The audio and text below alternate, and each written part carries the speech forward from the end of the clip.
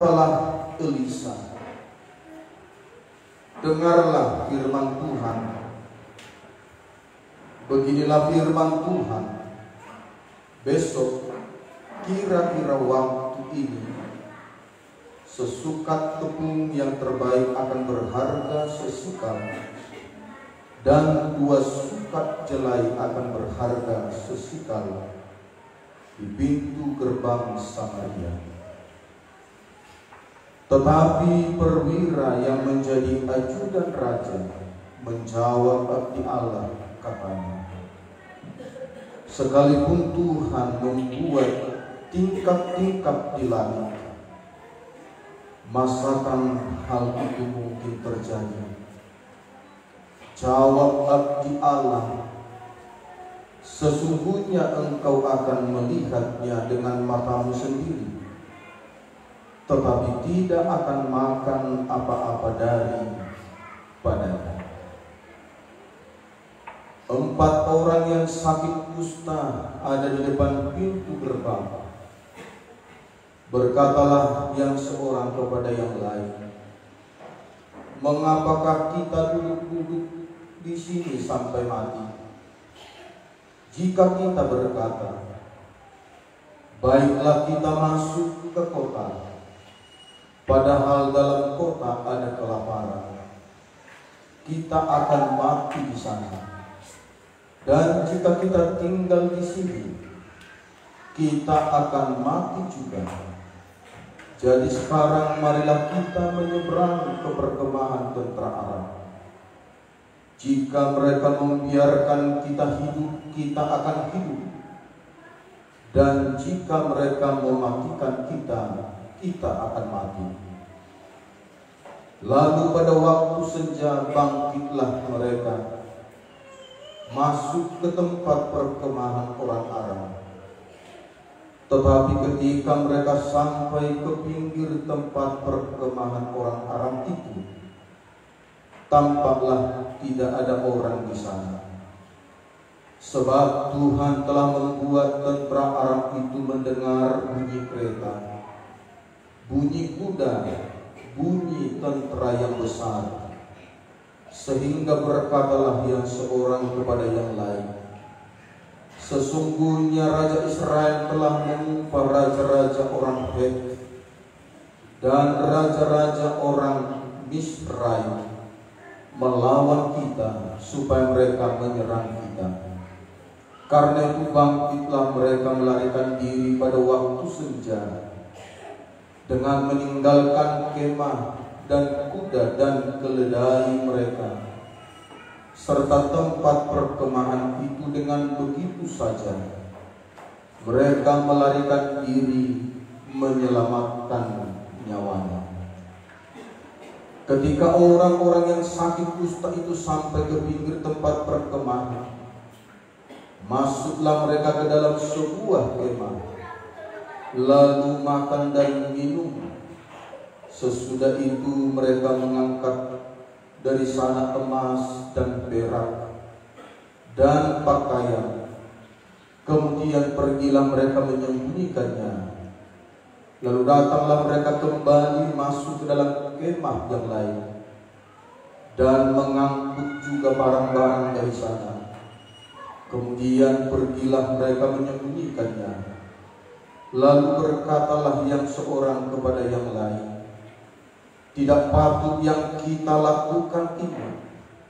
Hari ini ialah hari kabar baik, tetapi kita ingin tinggal diam saja.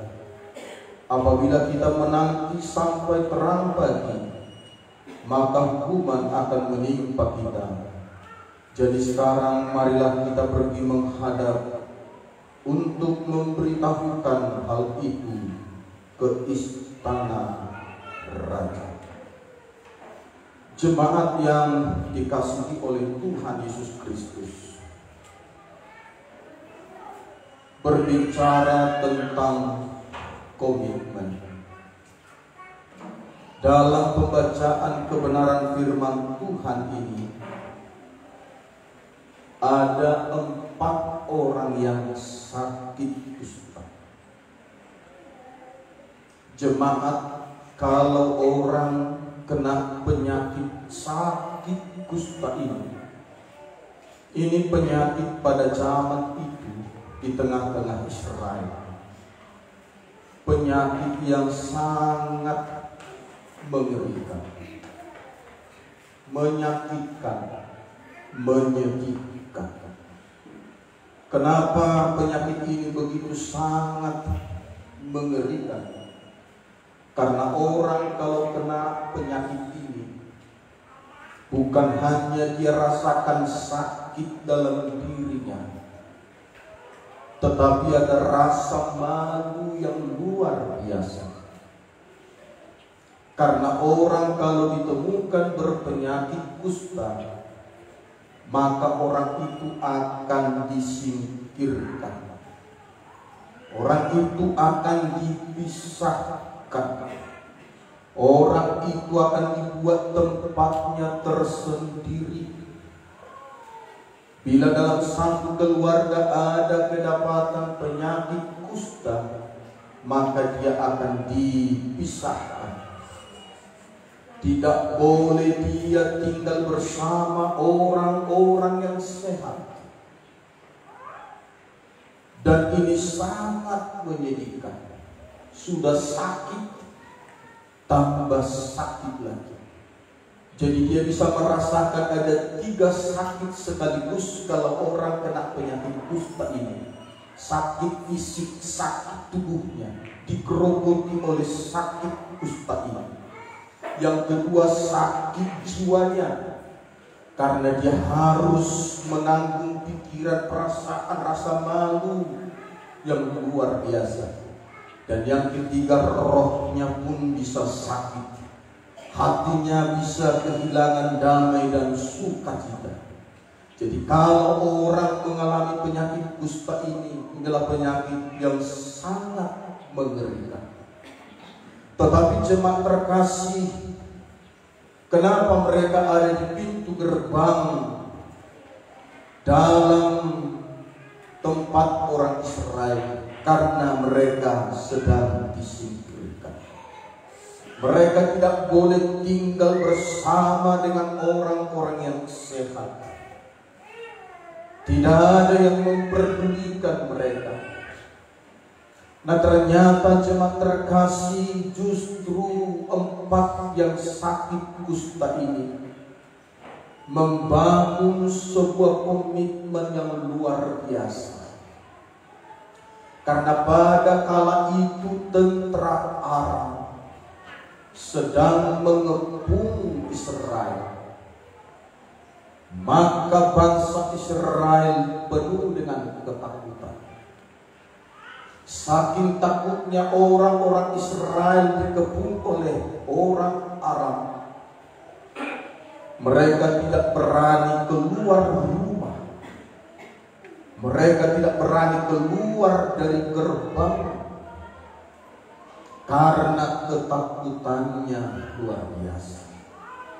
Cobalah kita bayangkan kalau orang tidak berani keluar rumah, apa jadinya yang terjadi kepada keluarga ini? Kalau masih ada persediaan makanan, minuman di dalam rumah, sebatas itulah mereka bisa makan dan minum. Tapi kalau sudah tidak ada, mereka harus menahan rasa lapar yang luar biasa.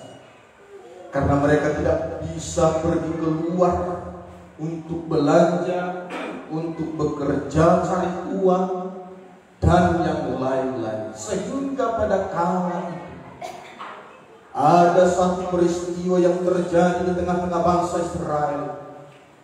2 orang ibu sepakat.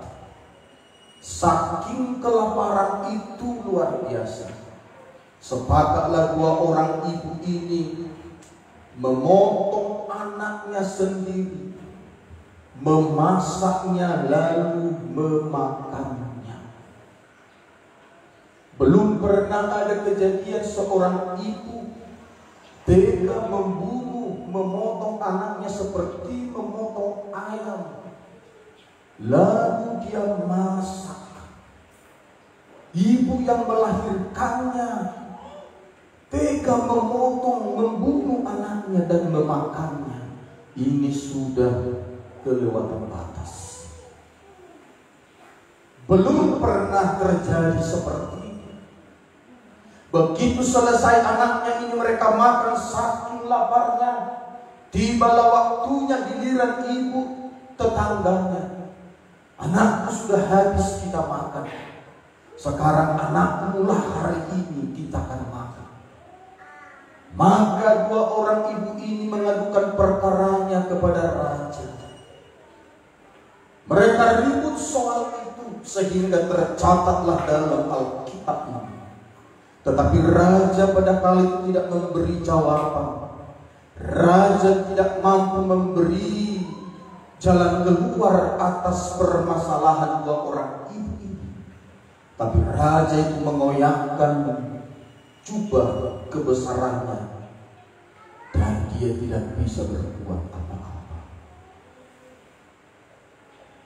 Kelaparan sedang melanda, tetapi ada 4 orang yang sakit kusta berkomitmen. Apa komitmen mereka?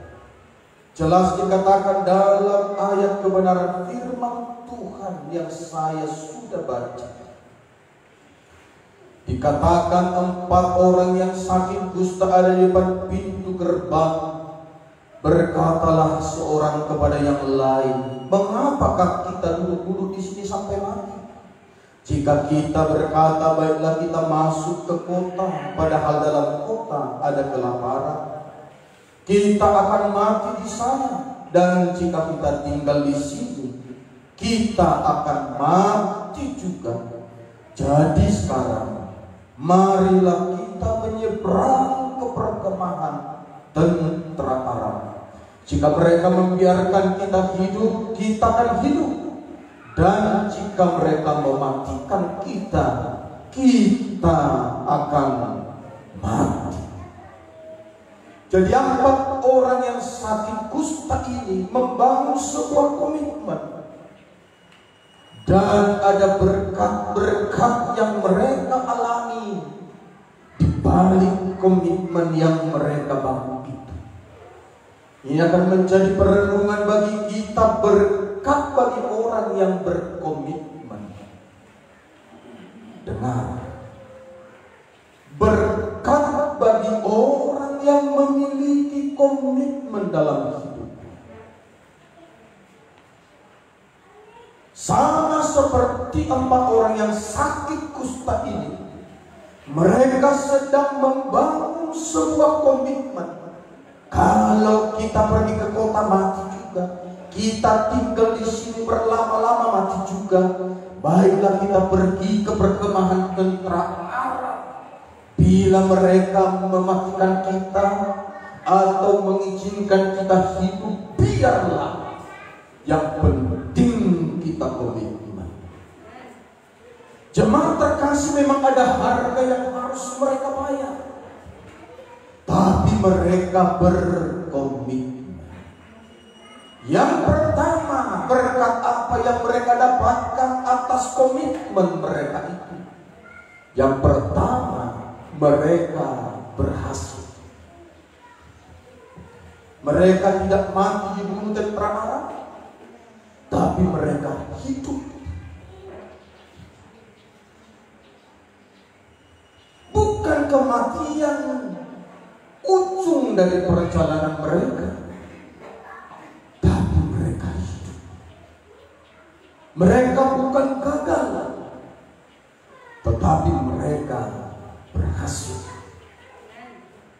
Mereka berhasil atas apa yang mereka sedang lakukan. Mereka berhasil atas apa yang sedang mereka rencanakan. Mereka melihat keberhasilan atas apa yang sedang mereka jalani. Bukan kegagalan, bukan jalan buntu, bukan keputusasaan, tapi terbuka pintu keberhasilan.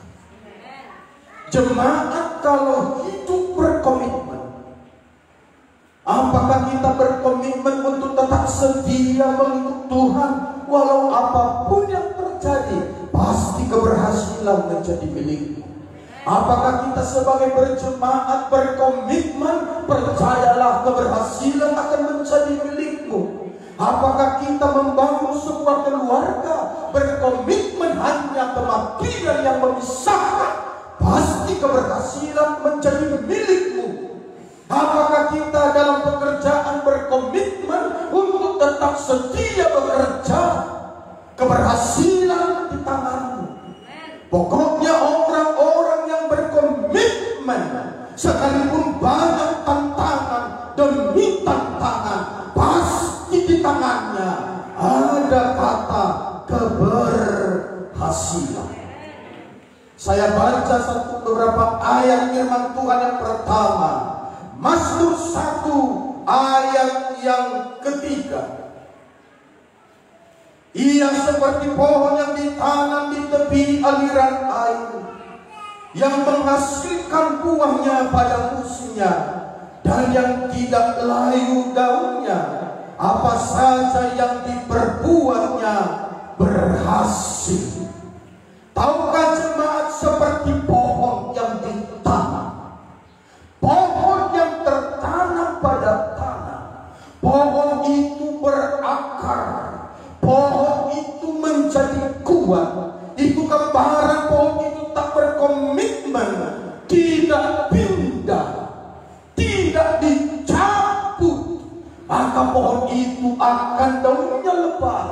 Pohon itu lama-kelamaan akan berbuah lebat dan berhasil, karena pohon itu punya komitmen. Coba kalau tanaman kita tanam, lalu tidak berkomitmen, dia tinggal di situ, dicabut, pindahkan lagi, dicabut, pohon itu lama-lama bisa jadi mati.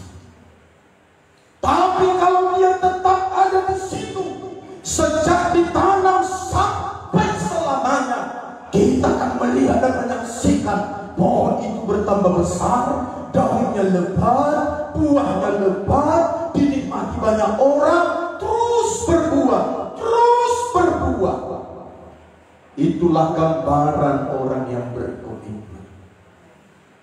Yesus berkata dalam Yohanes 15, ranting melekat pada pokoknya, maka ranting sejauh dia menyatu pada pokoknya, maka ranting itu akan menghasilkan buah yang banyak.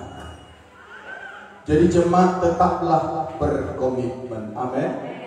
Saya lihat orang-orang berhasil itulah orang-orang yang berkomitmen. Lihat, dia buka usaha komitmen di situ, pasti berhasil. Tapi dia buka sebentar lagi jual monja, jual ini, jual ayam, jual B1, jual B2, gitu-gitu aja. Tapi sekali jual monja, berhasil. Dari hasil monja itu dia bisa beli tanah, beli rumah, bantu saudaranya, macam-macam. Komitmen.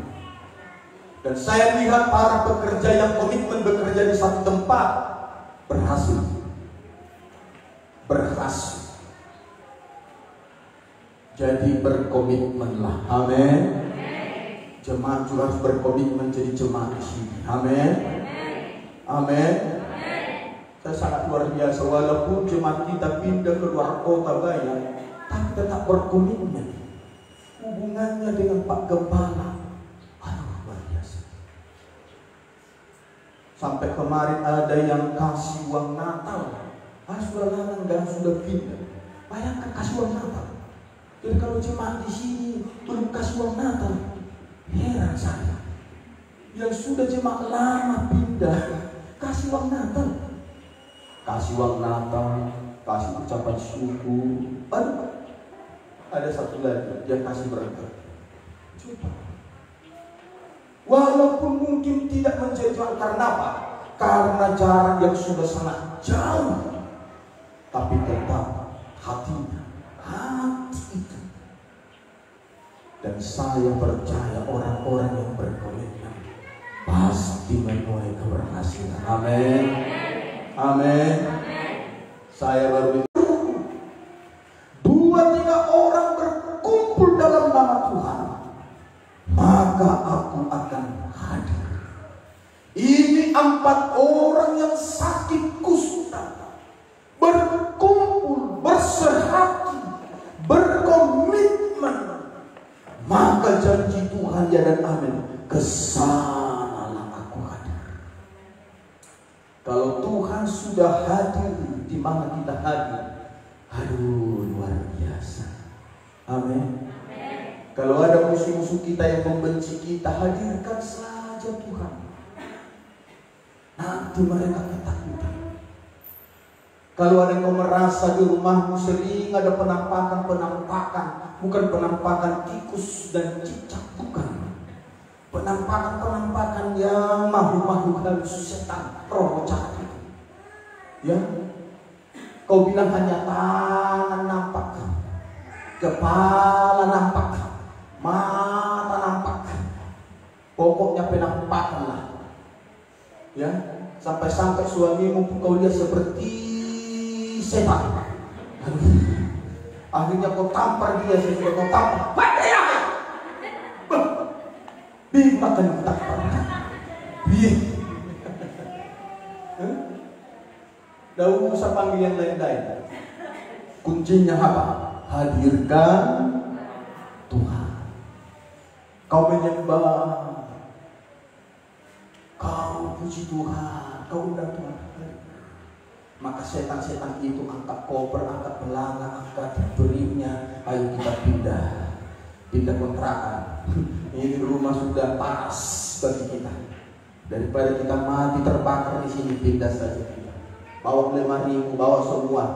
TV-mu pun bawa. Ya, berpindah. Hadirkan Tuhan. Begitu Tuhan hadir semua. Coba 4 penyakit kusta ini. Begitu Tuhan hadir, tentara Aram yang jumlahnya berlaksa-laksa itu.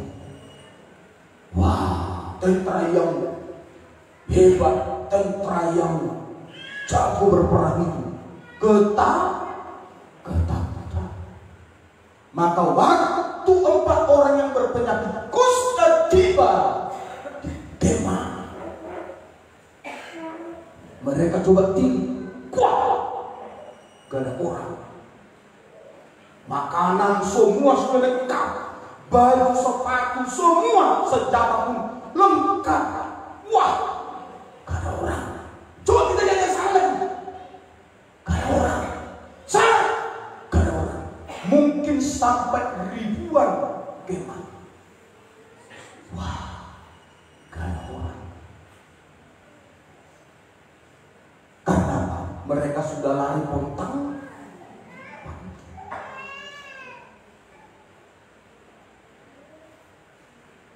Saya ingat dulu ada teman saya di kampung dulu, bapak saya yang almarhum coba tes.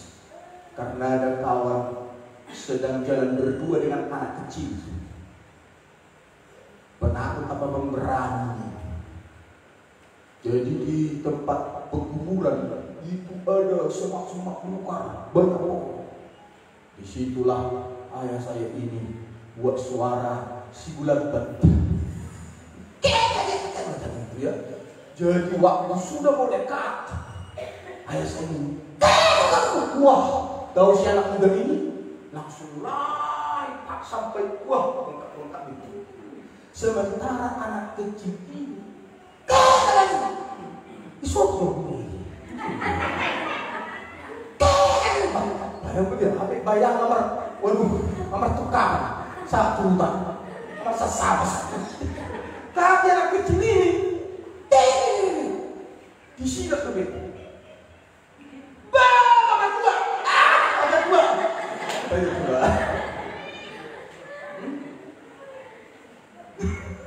coba waktu cerita dia bapak tua itu tadi bapak tua para dulu sementara anak kecil ini gak ada rasa takutnya seperti si Rajasa zaman kita di sini. Mungkin gak ada rasa takutnya. Jadi jangan coba-coba takutin dia. Ya, nanti dikejar. Sini, akhirnya. Sebenarnya. Coba. Padahal waktu ini pemain pencak silat lagi. Tapi kok bisa takut? Hanya. Sementara anak kecil disokong diri. Makin dikuatkan bapakku ini, makin dia nanti disilat. Coba. Coba. Ketakutan. Bisa aku bayangkan ketakutan tentara Arab itu seperti kawanku yang ya sudah masuk kawan itu.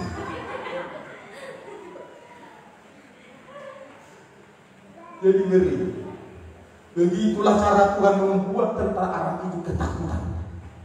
Ya. Luar biasa.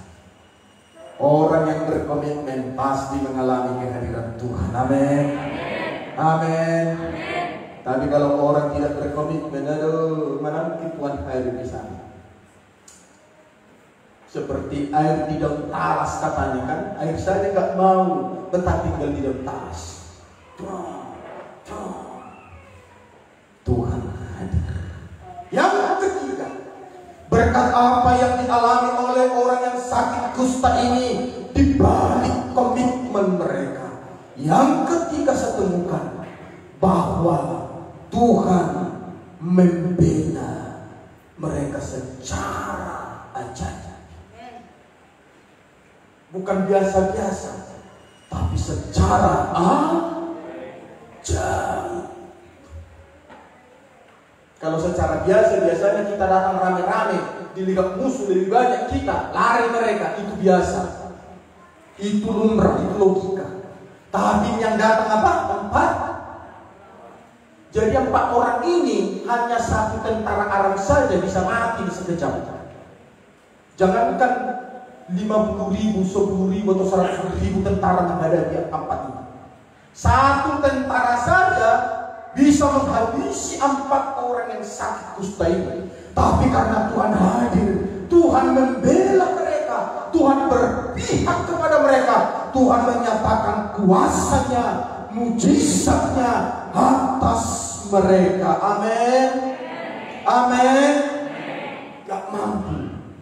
Bangsa Israel yang begitu besar saja ketakutan. Tentara-tentara Israel saja yang hebat, yang jauh berperang, ketakutan, tidak berani keluar rumah menghadapi tentara Arab. Tapi hanya 4 yang sakit kusta. Mereka berkomitmen. Pembelaan Tuhan luar biasa. Jadi kalau jemaat menghadapi masalah persoalan, komitmenlah dengan Tuhan, datang kepada Tuhan. Tetap berdoa. Pasti mengalami pembelaan Tuhan yang luar biasa. Pembelaan Tuhan yang ajaib. Di luar dari apa yang kita tidak pikirkan dan doakan. Tuhan nyatakan lewat hidup kita. Yang terakhir.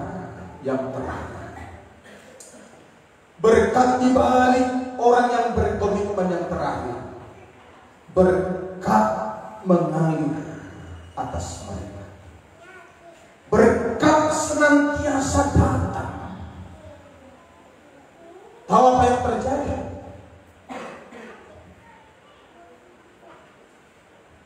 Mereka mengalami kekenyangan yang luar biasa. Ini sudah kosong perut ini. Mungkin sudah tidak tahan lagi. Sampai 1-2 orang ibu tadi sampai rela makan anak. Anak kandung loh. Itu saking laparnya. Apalagi yang sakit kusta ini mungkin tinggal cacing. Cacing pun sudah mengerogoti lambung mereka sampai tipis. Lapar. Begitu mereka masuk satu kemah, makanan sudah ada. Mereka bilang, makan dulu kita sampai kenyang. Masalah nanti tentara Arab balik lagi membunuh kita, biar kita mati dalam kekenyangan, bukan dalam kelaparan. Makan dulu kita, yang penting makan dulu. Urusan nanti lihat lagi ke yang lain sampai semua. Nanti juga ada tenaga.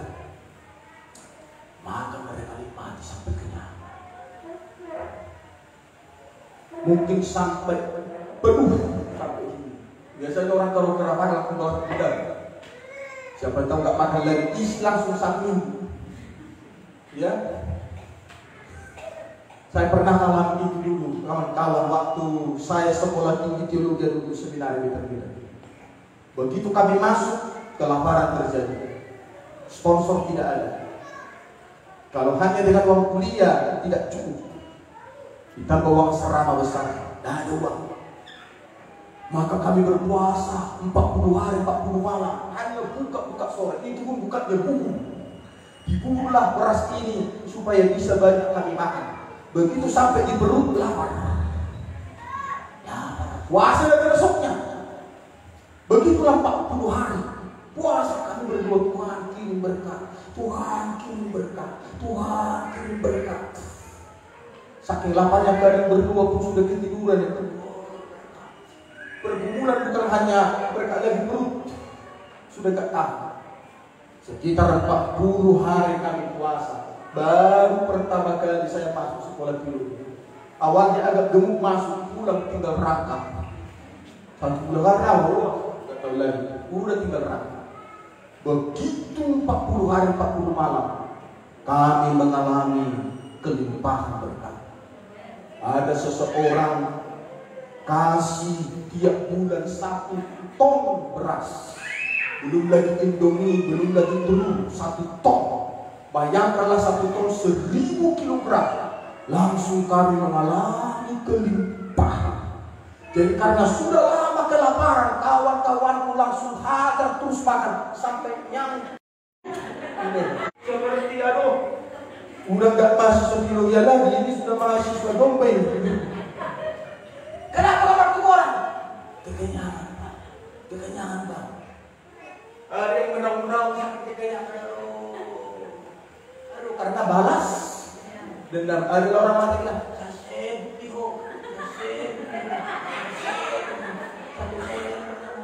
gak kurang-kurang juga. Nah, saya tapi bukan waktu masih teologi ya. Tapi waktu terjadi namanya manuk bedilo, jadi ayam kami itu sangat banyak di kampung, apalagi ayam cabai yang jauh-jauh. Daripada kena flu burung dijual tak laku, kita potongin lah sampai 10 ekor 1 hari. Makan, wah. Padahal jarang kita makannya itu karena berbumbu, lebih baik dijual supaya keras. Ini sekarang balas dendam makan ayam. Saking kekenyangan, keluar aku kedinginan. Ya, sampai nafas pun sudah nafas ayam keluar. Jadi saya pernah alami namanya kekenyangan. Sakit ternyata. Jemaat yang ketawa mungkin pernah mengalaminya. Kalau kenyang masih banyak. Kekenyangan, sakit kekenyangan. Kalau jemaat belum pernah coba tes nanti, sampai pun ke sini, ya sakit, merau.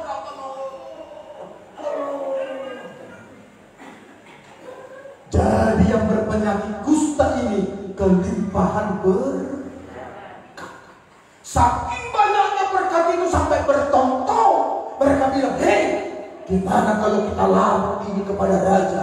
Raja pun di istana kelaparan. Bangsa Israel pun bangsa kita sedang kelaparan. Bayangkanlah ibu kemarin itu yang ribut sampai masak anaknya. Kalau kita tak lapor berkat kelimpahan ini, kita juga bisa dibunuh, dihukum oleh raja kita. Mari kita pergi.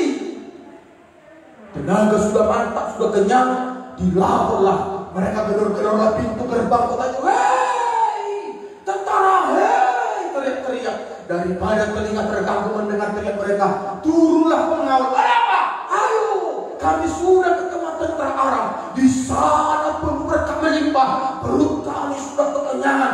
Mari kita cara semua supaya semua bangsa kita mengalami kekenyangan, kelimpahan berkat. Maka turunlah beberapa tentara. Hei, maksud kalian itu tentara Aram pura-pura takut supaya kita keluar penjara. Maka dikelilinginya kita, diserbulah kota kita, dibakarlah, dibunuhlah kita. Itu maksud takut.